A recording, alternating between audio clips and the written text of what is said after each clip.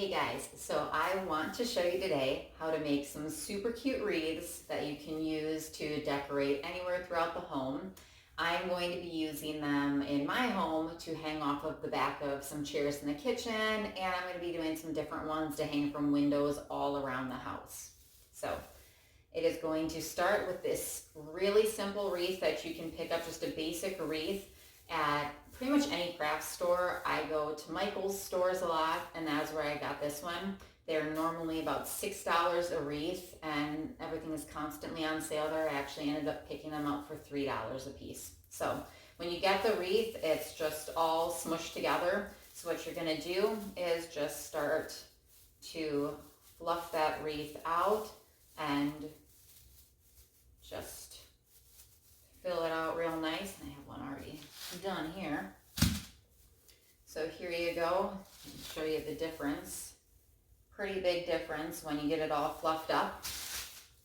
What I'm going to be using for this is just a spray flock. If you see Christmas trees or garlands labeled as having flocking on them, that is just that spray snow, or maybe not spray snow. There's actually a professional so that's used also. I'm going to be, with these wreaths, using the spray snow, but later this week I am going to show you how to use the professional, actual powdered snow flocking to do a Christmas tree. So look for that later this week, but we are going to use the snow spray for now. Once you have this all fluffed up, you just want to make sure that you shake it real good and shake it throughout the process also if you're doing a lot.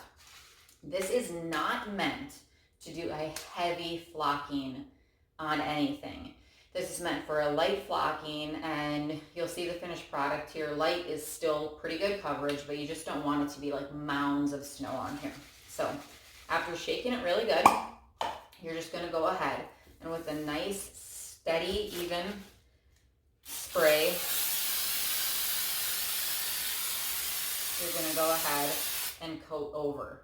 Now, you want to do this in layers. If you want it heavier than this, don't just go ahead and spray over the top again. Let it dry and then apply again. I can't stress this enough.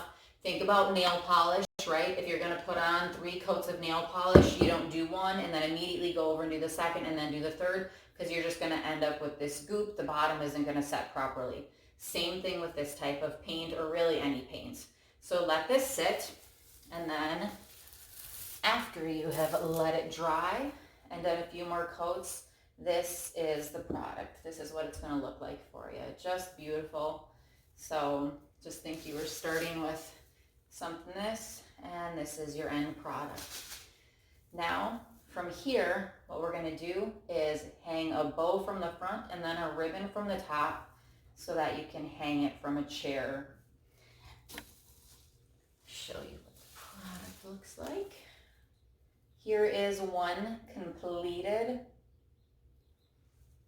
but how do you tie the bow, right? I struggled with this for so long, and the problem was I kept starting with that knot and then trying to tie another knot over it. It stops you from being able to adjust the bow, to change it how you want. This is a double bow that I did, and I'm going to go ahead and show you how to do that properly. Since I did a double bow, I have 2 different widths of ribbon, but we're going to start with that big one. So find the middle, and then from there you're going to do that fun little kindergarten or pre-K learning how to tie your shoes bunny ears, right? Now I'm going to try to do this facing away from me so you're seeing the way to do it as if you were doing it. So you want those ribbons hanging down towards you, okay? You're going to cross one over the other, and now here's the key thing. Do not loop over the top. Make these a little bigger here. So cross, you want to go under and through. So as you go under and start to thread that through, you're going to let that tail follow over right along with it.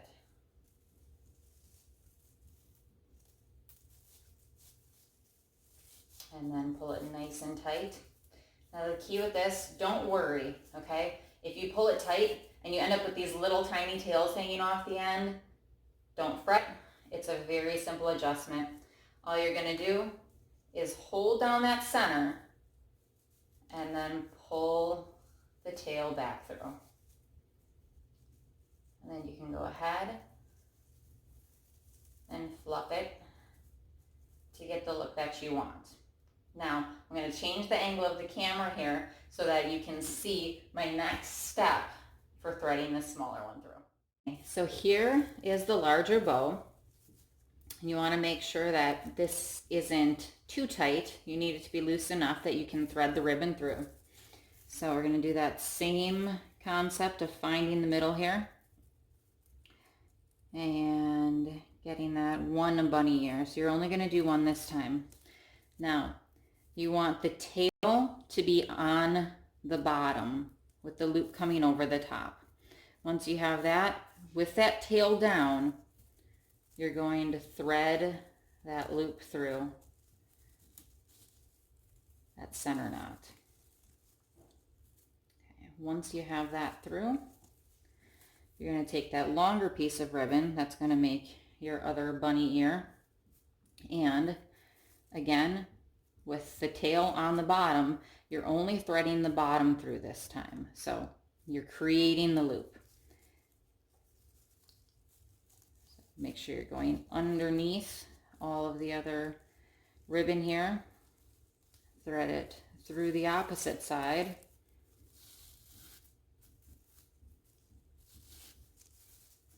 And there you go. So to tighten this up, you'll just take those bunny ears, the big ones, pull it tight, hold this down in the middle, and pull those tails back through until you get them to the length that you want. The great thing about doing the bow like this is it gives you so much freedom to change it. If these are too long, you simply pull it through. If this is too tight, pull them tighter and then loosen it. And then go ahead and get it to where you want it. And what I like to do, or what I'm doing with this wreath, is I'm doing angled cuts. So you find one that I have done here. I'm just going to measure that up so I get the same length.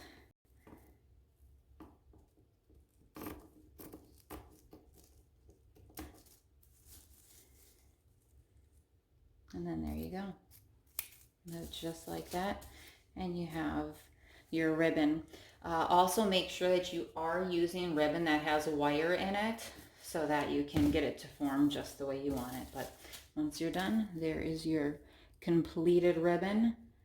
To get that attached to your wreath, what I simply do is I use a green ornament hook, open it up, I loop it through the back of the knot, and then just go ahead and twist it onto one of the branches. With the ribbon over the top, I'm simply going to hook it through that main ring wire here. And there you go. Next, I will show you what they all look like hanging on the chairs. There you have it, the completed wreath.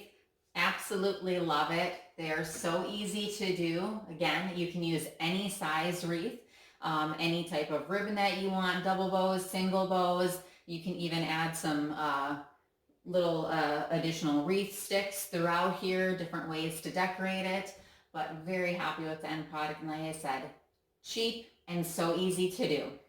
Side notes with the snow flock, the spray flocking does come off pretty easy. So if you have something in a very high traffic area where it might get rubbed against, you can either put like some type of like a setting spray over the top, like a clear spray to keep it in place better, or this is where you might want to go ahead and use the professional flocking powder.